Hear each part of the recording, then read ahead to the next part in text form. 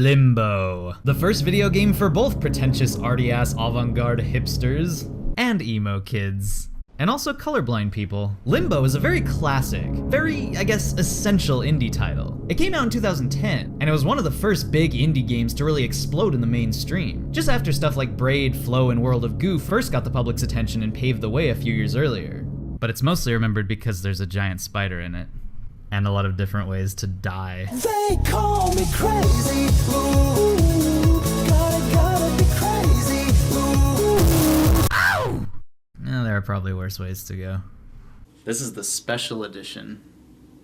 It comes with a little sticker. You never do quite forget the first time you ever play Limbo. You wake up as that strange ghostly-eyed boy in that strange ghostly forest. There's no explanation, there's no dialogue. You just move forward and slowly get absorbed by eerie ambient sound effects, a beautiful polished film noir-esque art style, and a dark, frightening, dangerous world. It always kind of reminded me of Oddworld Abe's Odyssey. All the gruesome, horrible ways Abe can die in that game. You feel so weak and insignificant. And that seems to be the theme of this genre, the cinematic platformer. Cinematic platformers seem to have 4 rules. You platform, you solve puzzles, you witness a side-scrolling cinematic story, and you watch your main character die in terrible ways. The most terrible way? Getting eaten by a worm in Heart of Darkness.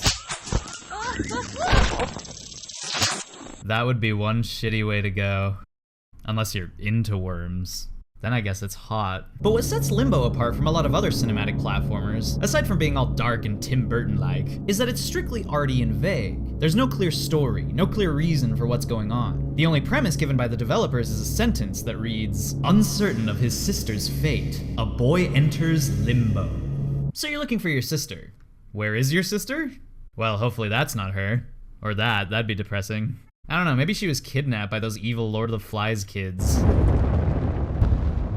Who are those assholes anyway? And furthermore, what is this? What is this? Why is there death and destruction everywhere? Why is there a rain machine that makes the weather change? What is all this avant-garde bullshit? Well, make your way through the game and you'll be pleased to find you get no answers to any of your questions. At the end of Limbo, warning spoilers, after making your way past so many terrifying obstacles, the giant spider, the faceless children, maggots that control your mind, a hotel sign, you eventually reach the end of it all to find your sister, who gets startled.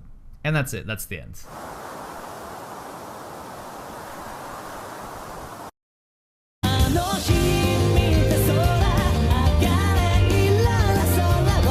The special edition also comes with 3D glasses for this black and white 2D experience.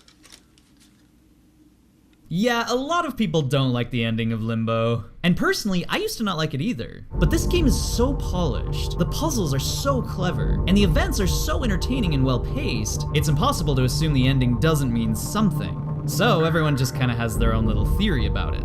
Most people believe the little boy is actually dead, and he's lost in Limbo, religiously known as the Edge of Hell. Maybe he's on his way to heaven, or maybe he's trapped here forever, doomed to repeat the same journey over and over again. See, on the title screen, there's this treehouse visible on the right, and there's also a swarm of flies on the ground, as if there's a dead body lying there or something. At the end of the game, we see the same treehouse where the girl's hanging out. And it looks like before you arrive, she's actually burying, tending to, or maybe putting flowers over a dead body or a grave.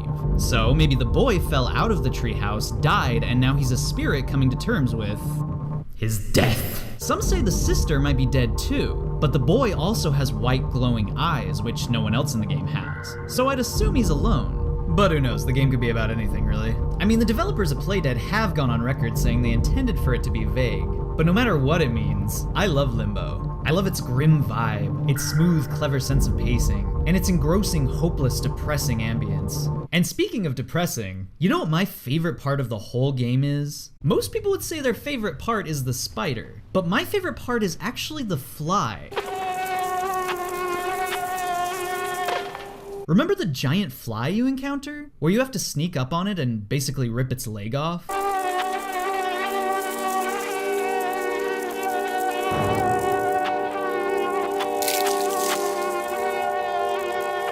That part of the game always really gets me. Like, it makes me sad. I mean, earlier in the game, you were stalked by the spider, and lots of other sinister enemies that wanted to hurt you. But now, after all that's passed, here you are doing just what they did. You're hurting something else, something innocent that can't protect itself, just so you can progress further. No matter what it represents, to me it's the most powerful scene in the game. But you know what's even more powerful? Playdead's other game, Inside.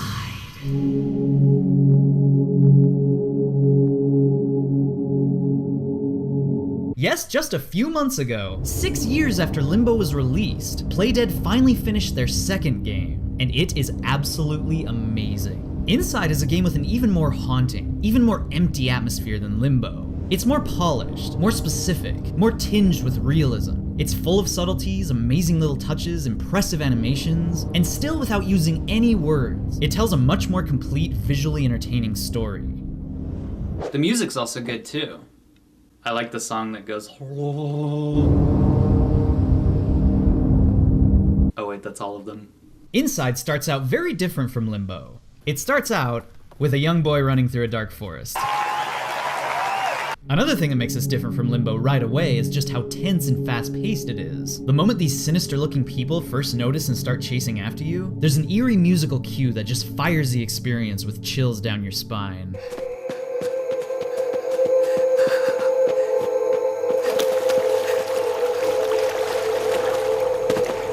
So this little boy here is clearly somewhere he's not supposed to be. This world you're exploring seems to be largely abandoned or post-apocalyptic, and as you continue on your journey, it becomes evident you're making your way into some big place, where some weird big mind control experiment things are going on.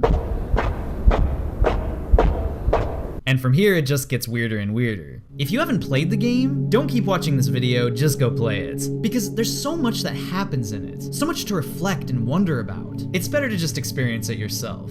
As funny as this sounds, Inside actually kind of reminds me of Resident Evil. Like, the whole story involves this seemingly evil corporation doing a bunch of mysterious, frightening experiments, some of which have taken on monstrous forms and escaped from their containment. And the game is also lonely and spooky like Resident Evil, housing so many empty, haunting science fiction environments that just bleed memories of the first time I ever played those old games. While the best thing about Limbo was probably presentation and polish, the best thing about Inside is mystery, and the effect you get after playing it. In fact, it's so weird, instead of talking about it any further, I'm just gonna list all the questions I have and all the thoughts I can think. Why are there pigs with mind control worms sticking out of their butts? Does this game take place in the same universe as Limbo? Do these zombified puppet people have souls? Were they actual normal people before they became puppet people? I think it's cool that random folks bring their families and children to come watch the puppet people. It makes me wonder, are the puppets somehow going to help save this post-apocalyptic world? Or are they just going to be used as slaves? Why is half the facility underwater? Is it because of these naked water creatures? Why are we suddenly outdoors yet simultaneously indoors? How deep underground is this forest? And how is it a forest? What is up with this explosion place? Is the facility testing a bomb? Are they harnessing energy? Or have they unleashed a portal to some ridiculous Lovecraftian dimension? This part of the game where everyone looks through the window is so darkly mystifying and well done. But why does nobody suddenly care that I snuck in and I'm here? Why do some of the scientists panic while some of them seem to be cheering me on when I get inside of the dark container?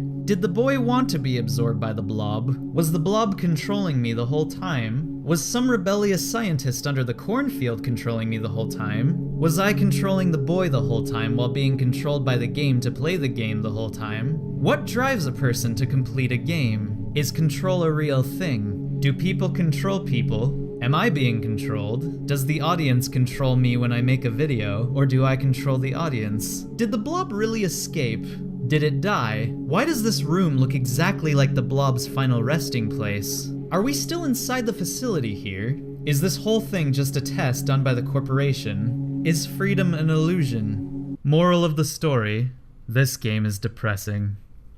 And amazing. Except there's no giant spider, worst games are out of 10.